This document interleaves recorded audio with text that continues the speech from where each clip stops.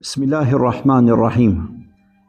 Kur ishte Rasulullahi sallallahu alaihi wasallam në hax, pas namazit të ikindijes, shkoi te kodra e mëshirës, edhe njerëzit ju tubun për rreth.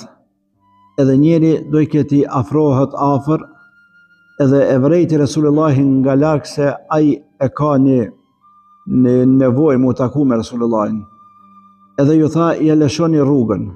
Edhe erdha ai ju afru Rasulullahit edhe e pyeti dy pyetje, apo një pyetje të shkurt. Tha, ja Rasulullah, apo më tregon mu diçka, një punë të vogël të cilën unë duhet ta veproj edhe me ata ta fitoj xhenetin.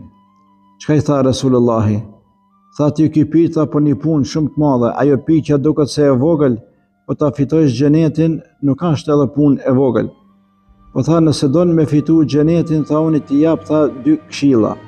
E para, ta adhurosh Allahun, mos t'i bëjsh shirk Allahut, ta falësh namazin, ta epësh zekatin, ta agjerosh Ramazanin, e mo në hax vetëm se ka qenë ai aty. E dyta, atë të cilën ke dëshirë që njerëzit me vepru me ti, mos e veproje me tjerët. Kurse atë të cilën nuk ke dëshirë njerëzit me vepru me ti, ti mos e vepro me tjerët. Çka në kuptohet nga kjo? Nëse ti nuk ke dëshirë me të shah dikush, mos e shaj askan. Nëse ti nuk ke dëshirë me të nënçmu dikush, mos e nënçmo askan. Nëse ti nuk ke dëshirë me ta prek dikush pasurinë, mos ja prek dikuj pasurinë. Nëse nuk ke dëshirë ti me të prek dikush në nder, mos i prek dikuj në nder. Çka fiton me këtë njeriu? Me këtë fiton njeriu moral të mirë edhe karakter.